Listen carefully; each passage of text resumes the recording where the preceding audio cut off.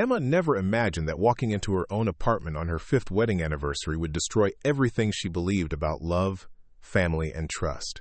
The champagne was still chilling in the fridge, the dinner reservations confirmed, and her heart full of excitement to celebrate another year with the man she adored. But the sounds coming from her bedroom would shatter her world in ways she never thought possible. What happened next would prove that sometimes life's cruelest betrayals lead to the most unexpected victories. Before we jump back in, tell us where you're tuning in from. And if this story touches you, make sure you're subscribed, because tomorrow I've saved something extra special for you. Emma Rodriguez had always been the reliable one. At 28, she worked as a graphic designer for a small marketing firm in downtown Portland, creating advertisements and logos that helped local businesses thrive. Her days were filled with color palettes, client meetings, and the satisfaction of seeing her creative visions come to life on billboards and websites across the city. She wasn't wealthy, but she loved her work and took pride in helping small business owners tell their stories through visual design. Her modest 2-bedroom apartment in the Pearl District reflected her artistic nature. The walls were adorned with her own photography and paintings she'd collected from local artists. Plants filled every available corner, turning the space into a green sanctuary that felt warm and welcoming. Emma had always believed that a home should reflect the soul of its inhabitants, and her apartment was filled with books, handmade pottery, and the kind of thoughtful details that made visitors feel instantly comfortable.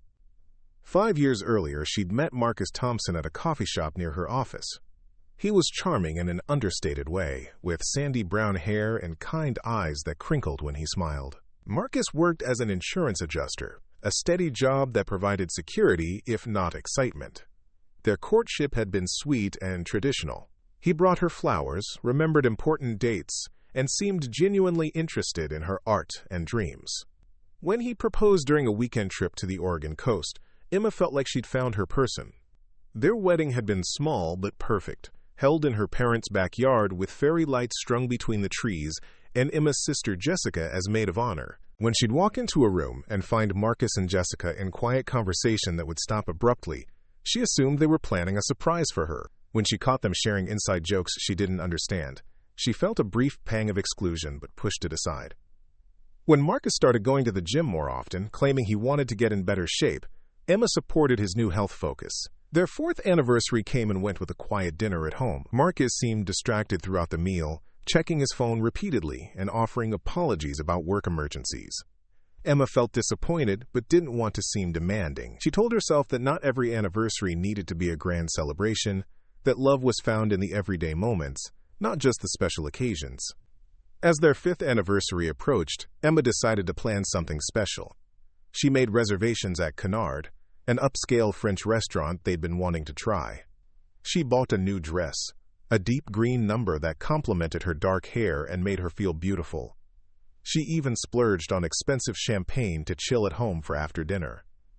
Emma wanted to recapture some of the romance that seemed to have faded from their relationship. The morning of their anniversary, Marcus left early for what he claimed was an important client meeting. He seemed nervous, avoiding eye contact and giving Emma a quick kiss goodbye that felt more obligatory than affectionate. Jessica had been staying with them for 2 weeks at that point, and she announced over breakfast that she had job interviews lined up for the day. She seemed unusually excited, almost giddy, as she got ready to leave. Emma spent the day at work, distracted by thoughts of the evening ahead. She left the office early to get ready, stopping by the florist to pick up a small bouquet of peonies, Marcus's favorite flowers. She wanted everything to be perfect, hoping that a romantic evening might help reconnect them and address the distance she'd been feeling between them. When Emma arrived home around 4 o'clock, the apartment was quiet. Marcus's car wasn't in their assigned parking space, which wasn't unusual given his supposed meeting. The champagne went into the refrigerator, and she arranged the peonies in a crystal vase her grandmother had given her as a wedding present. Emma ran a bath and took her time getting ready, applying makeup with extra care and styling her hair in loose waves that framed her face. The green dress fit perfectly, and as Emma looked at herself in the full-length mirror, she felt a spark of confidence she hadn't experienced in months. She looked beautiful, and more importantly, she felt ready to fight for her marriage. Whatever distance had grown between her and Marcus, tonight would be the beginning of bridging that gap. At 6:30, Emma called Marcus to confirm their 7 o'clock reservation. His phone went straight to voicemail. She wasn't particularly concerned, as his work often took him to areas with poor cell reception. She decided to surprise him by having everything ready when he got home, including a small gift she'd been saving for tonight, cufflinks engraved with their wedding date that she'd had custom made. By 7:15, Emma was starting to worry. She called the restaurant to push their reservation back to 8 o'clock, explaining that her husband was running late from work. The hostess was accommodating, and Emma tried to stay positive. Marcus had never been the most punctual person, and work emergencies weren't uncommon in his field. At 7:45, Emma heard keys in the front door. Relief flooded through her as she grabbed her purse and the small wrapped gift, ready to tease Marcus about his timing while they rushed to make their adjusted reservation. She walked toward the entryway with a smile on her face, expecting to see her husband looking apologetic and slightly frazzled. But the front door closed quietly, followed by hushed voices and muffled laughter. Emma paused, confused. If Marcus was home, why wasn't he calling out to her? And why did she hear two voices when Jessica was supposed to be at job interviews? A cold feeling began to settle in Emma's stomach as she realized she recognized both voices drifting down the hallway. Moving quietly toward their bedroom, Emma could hear Marcus and Jessica talking in low, intimate tones. Her heart began to race as fragments of their conversation became clearer. She heard Jessica laugh softly, followed by Marcus saying something about not having much time and needing to be careful. Emma's hands began to shake as the implications of what she was hearing started to penetrate her consciousness. Standing outside her own bedroom door, Emma felt like she was in a nightmare. The rational part of her mind searched for innocent explanations. Maybe they were planning a surprise party. Maybe Jessica was confiding in Marcus about a personal problem. Maybe there was some perfectly reasonable explanation for why her husband and sister were in her bedroom, speaking in whispers, when they both thought she wasn't home. But as Emma pressed her ear closer to the door, the sounds that reached her destroyed any hope of innocent explanations. The unmistakable sounds of intimacy, of two people who had clearly done this before, of her husband and her sister together in the bed Emma shared with Marcus every night. The betrayal was so complete, so devastating, that for a moment Emma couldn't breathe.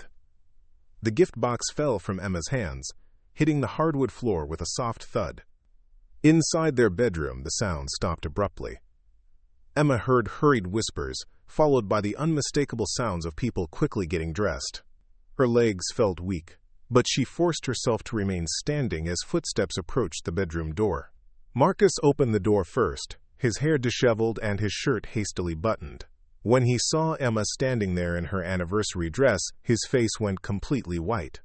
Behind him, Jessica appeared, wearing one of Emma's own robes, her makeup smudged, and her expression cycling between guilt and defiance.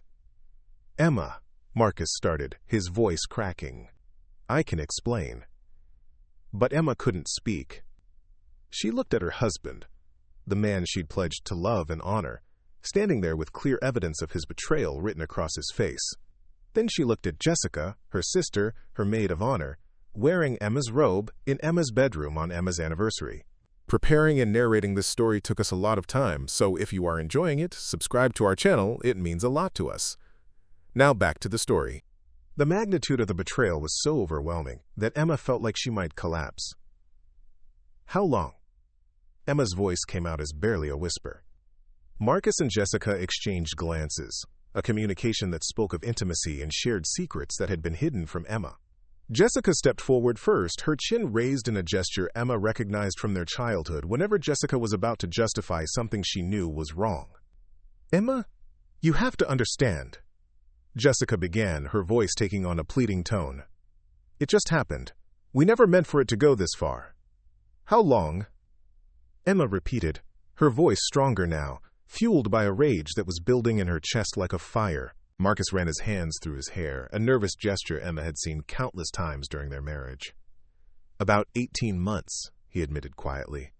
"It started during that weekend when you went to that design conference in Seattle. 18 months. Emma's mind reeled as she calculated backwards, remembering that conference, remembering how Marcus had seemed so supportive of her career development, encouraging her to go and learn from industry leaders. She remembered calling him both nights to say goodnight, remembered Jessica house-sitting for them that weekend to water the plants and collect the mail. 18 months, Emma repeated, her voice hollow. Our entire 4th year of marriage. Jessica stepped closer, reaching out as if to touch Emma's arm. Please, let us explain. It's not what you think. Emma stepped back so quickly she nearly tripped. Don't touch me. The words came out sharp and clear, stopping Jessica in her tracks. And don't call me Em. You lost that right the moment you decided to sleep with my husband in my bed. Emma, please. Marcus tried again, his voice desperate. I love you. I've always loved you. This thing with Jessica, it's complicated, but it doesn't change how I feel about you. The audacity of his words hit Emma like a physical blow. You love me? She asked, her voice rising. You love me, but you've been having an affair with my sister for 18 months? In our home? In our bed? On our anniversary? It's not an affair, Jessica interjected, her voice taking on a defensive edge. What Marcus and I have is real. What you two have is just habit, routine. When was the last time you two had a real conversation? When was the last time you laughed together or had any kind of passion? Emma stared at her sister, seeing a stranger wearing Jessica's face. Are you seriously blaming me for your betrayal? Are you seriously standing in my bedroom, wearing my robe, on my anniversary, telling me that my marriage isn't real? I'm saying that maybe it's time to be honest about what this really is, Jessica shot back, her temporary guilt apparently evaporating. You and Marcus are like roommates who share a last name. What we have is actually love. The words hit Emma harder than any physical blow could have. Not only were they betraying her, but they were trying to justify it by diminishing the love she thought she'd shared with Marcus for 5 years. They were rewriting history, making her the villain in the story of her own life. Marcus looked between the two sisters, seeming to realize that Jessica's approach was making everything worse. Jess, stop, he said quietly. Emma, I know how this looks, but you have to believe me when I say we never wanted to hurt you. Never wanted to hurt me? Emma's voice cracked with disbelief. You've been lying to me for 18 months. You've been having sex with my sister in our bed. You made me feel like I was losing my mind when I sensed something was wrong. How exactly did you think this would end? The question hung in the air like a challenge. Emma realized that in all her devastation, she'd been assuming this was a terrible mistake, a moment of weakness that had spiraled out of control. But as she looked at Marcus and Jessica standing together, she began to understand that this wasn't an accident. This had been a choice, made over and over again for 18 months. We thought maybe, Marcus started, then stopped, seeming to realize there was no good way to finish that sentence. You thought maybe what? Emma demanded. That I'd never find out? That I'd conveniently disappear? That I'd be okay sharing my husband with my sister? Jessica's face hardened. We thought maybe you'd realize that you and Marcus weren't really right for each other. That you'd both be happier if you admitted this marriage was a mistake. The cruelty of it took Emma's breath away. They hadn't just betrayed her. They'd planned for her to discover it eventually. They'd been waiting for her to somehow gracefully exit her own life so they could step into it without consequences. Emma looked around her bedroom, seeing it with new eyes. How many times had they been here together? How many lies had Marcus told to cover their meetings? How many times had Jessica hugged her goodbye after spending the day in bed with Emma's husband? The violation felt so complete that Emma wasn't sure she'd ever feel safe anywhere again. Get out, Emma said quietly. Emma, please, let's talk about this like adults, Marcus pleaded. We can figure this out. We can find a way to handle this that works for everyone. Get out, Emma repeated, her voice stronger. Both of you. Get out of my apartment. Get out of my bedroom. Get out of my life. This is my home, too, Marcus protested. My name is on the lease. You can't just kick me out. Emma turned to look at him, really look at him, and saw a stranger. The man she'd married would never have said those words to her in this moment. The man she'd married would have been begging for forgiveness, not arguing about legal rights to the apartment where he'd been cheating on her. Fine, Emma said, her voice eerily calm. Then I'll leave. She walked to their shared closet and grabbed a suitcase, throwing clothes into it without looking at what she was taking. Marcus and Jessica watched in silence as Emma packed with mechanical efficiency, her movements sharp and controlled. She grabbed her laptop, her art supplies, and the few pieces of jewelry that had real sentimental value. "Where will you go?" Jessica asked, and for the first time since Emma had caught them, her sister's voice sounded genuinely concerned. Emma didn't answer. She didn't owe them explanations or reassurances. She finished packing and zipped the suitcase closed, then walked back to where Marcus and Jessica stood near the bedroom door. "I want both of you gone by the time I come back," Emma said. "Marcus, you can figure out how to get your things later, but I don't want to see either of you when I return." "Emma, wait," Marcus called, as she headed toward the front door. "We need to talk about practical things. The lease, our bank accounts, the divorce." Emma stopped walking but didn't turn around. "Call my lawyer," she said. "Don't call me, don't text me, don't show up at my work. Any communication goes through my attorney." "You don't even have a lawyer," Jessica pointed out. Emma finally turned to face them, one last time. Marcus looked genuinely distressed, as if he was just now realizing the full consequences of his choices. Jessica looked defiant but uncertain, like she'd won a prize she wasn't sure she actually wanted. "I'll get one," Emma said simply. "The best one I can find." As Emma walked out of her apartment building, still wearing her anniversary dress and carrying a hastily packed suitcase, she felt something she hadn't expected. Beneath the devastation and betrayal, beneath the crushing pain of losing both her husband and her sister in one terrible moment, there was something else. A cold, clear determination that surprised her with its intensity. Marcus and Jessica thought they'd won.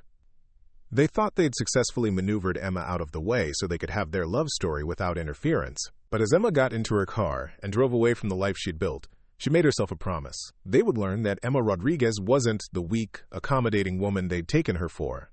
They would discover that betraying someone's trust came with consequences neither of them had anticipated. The battle was just beginning. Emma spent 3 sleepless nights at a budget motel, staring at the ceiling and replaying 18 months of lies. Every memory felt contaminated. Every kiss Marcus had given her after being with Jessica. Every family dinner where Jessica had smiled across the table while harboring this secret.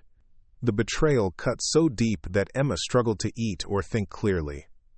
On the 4th morning, Emma forced herself to shower and dress professionally. She had research to do. If she was going to find the best divorce lawyer in Portland, she needed to understand her options. At the downtown library, she spent hours reading legal websites and bar association directories, making notes about attorneys who specialized in complex divorce cases.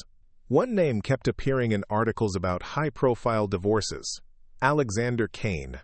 He was described as ruthless, brilliant, and expensive. His law firm occupied the top 3 floors of the tallest building in Portland, and his client list read like a who's who of the city's elite. Emma knew she couldn't afford someone like Alexander Kane, but she also knew she needed someone who wouldn't be intimidated by Marcus's attempts to manipulate the situation. Emma called Kane's office, expecting to be dismissed immediately when she mentioned she was a graphic designer seeking representation. Instead, the receptionist scheduled a consultation for that afternoon. Emma spent her last $20 on a decent blouse and arrived at the gleaming law offices 30 minutes early. The waiting room was intimidating, filled with leather furniture and abstract art that probably cost more than Emma's annual salary. She felt completely out of place until a tall man in an impeccably tailored suit emerged from an inner office. Alexander Kane was younger than she'd expected, probably in his late 30s, with sharp features and intelligent gray eyes that seemed to take in everything at once. "Mrs. Thompson," he said, extending his hand. "I'm Alexander Kane. Please, come in." His office was spectacular, with floor-to-ceiling windows overlooking the city and law books that looked both expensive and well-used. Alexander gestured for Emma to sit across from his massive desk, then surprised her by taking the chair beside her instead. "Tell me what happened," he said simply. Emma had practiced this conversation, but sitting across from Alexander Kane, she found herself telling the truth with a rawness that surprised her. She explained about finding Marcus and Jessica together, about the 18 months of lies, about how they'd tried to justify their betrayal by claiming her marriage wasn't real. Alexander listened without interrupting, occasionally making notes on a legal pad. When Emma finished, he was quiet for a long moment. "Mrs. Thompson," he said finally, "I'm going to ask you something, and I want you to think carefully before answering. Do you want justice, or do you want revenge?" Emma met his gaze. "What's the difference?" "Justice is getting a fair settlement and moving on with your life. Revenge is making them understand exactly what they've lost and ensuring they face consequences for their choices." Emma thought about Marcus arguing about his legal rights to their apartment while still smelling like her sister's perfume. She thought about Jessica's casual cruelty, trying to rewrite 5 years of marriage as meaningless routine. "Revenge," Emma said quietly. Alexander smiled, and it wasn't entirely pleasant. "Good. Because your husband and your sister made a critical error. They assumed you were weak, that you'd quietly disappear to make room for their love story. They're about to learn how wrong they were." Over the next hour, Alexander explained his strategy. Oregon was a no-fault divorce state, but adultery could still impact property division and spousal support. More importantly, Marcus had made several financial decisions during their marriage that could be challenged, especially if Emma could prove he'd been planning to leave her while making those decisions. "Here's what they don't know," Alexander said, pulling out a thick file. 3 weeks ago, I was contacted by someone who'd been investigating your husband's insurance company for fraudulent claims. Marcus Thompson has been artificially inflating damage assessments and splitting the extra money with contractors. He's been stealing from his employer for over 2 years. Emma stared at Alexander. "How do you know this?" "The investigator is my brother. He was building a case against the contractors when Marcus's name surfaced. We've been watching him, documenting everything. Your husband isn't just an adulterer, Mrs. Thompson. He's a criminal." The revelation was staggering. While Emma had been worrying about their modest finances, Marcus had been stealing thousands of dollars. Money that could have transformed their life together. Money he'd hidden while watching Emma count pennies for art supplies. "What does this mean?" Emma asked. "It means your husband is about to face criminal charges that will destroy his career and likely land him in prison. It also means every asset he's accumulated through his criminal activity belongs to you as his spouse. But here's the beautiful part. Your sister doesn't know any of this." Alexander's plan was methodical and devastating. First, he'd file for divorce citing irreconcilable differences, demanding half of all marital assets, including the money Marcus had stolen. Simultaneously, Alexander's brother would turn over his evidence to the district attorney, triggering a criminal investigation. "Jessica thinks she's won the prize," Alexander explained. "She's about to discover she's tied herself to a sinking ship. And Marcus? He'll realize that his betrayal didn't just cost him his marriage, it cost him his freedom." The legal machinery moved swiftly. Within a week, Marcus received divorce papers demanding half of assets he thought Emma didn't know existed. His panicked calls went unanswered. Emma had changed her number and blocked all communication except through Alexander. 2 weeks later, the criminal investigation became public. Local news picked up the story of the insurance adjuster, who'd stolen over $200,000 in fraudulent claims. Marcus's employer fired him immediately, and contractors began providing evidence to save themselves from prosecution. Emma, meanwhile, discovered she was wealthier than she'd ever imagined. The stolen money, once recovered, would be partly hers as Marcus's spouse. Alexander had also uncovered investments and accounts Marcus had hidden, all subject to division in the divorce. Jessica called Emma's work, desperate and crying. "Emma, please, you have to talk to me. Marcus says you're trying to destroy him. This isn't like you." Emma listened to the voicemail but didn't respond. This was exactly like her. She just never had reason to show this side of herself before. The final confrontation came during a settlement conference Alexander had orchestrated. Emma sat beside her brilliant lawyer, while Marcus and his overwhelmed public defender faced criminal charges and financial ruin. Jessica attended as Marcus's emotional support, looking haggard and desperate. "Mrs. Thompson is prepared to be reasonable," Alexander announced. "She'll accept 60% of all marital assets, including recovered stolen funds, plus spousal support for 3 years. In exchange, She won't pursue additional civil claims related to her husband's criminal activity. Marcus's lawyer tried to negotiate, but they had no leverage. The evidence was overwhelming, and Marcus faced prison time regardless of the divorce settlement. Jessica finally spoke up. "Emma, please. I know what we did was wrong, but destroying Marcus won't bring back your marriage. Can't we find a way to work this out like family?" Emma looked at her sister, really looked at her, and felt nothing but pity. "We stopped being family the first time you slept with my husband. You wanted him so badly? Congratulations, you can visit him in prison." 6 months later, Emma signed the final divorce papers in Alexander's office. Marcus had pled guilty to fraud charges and received 18 months in prison. Jessica had moved back in with their parents, unemployed and branded as the woman who destroyed her sister's marriage for a criminal.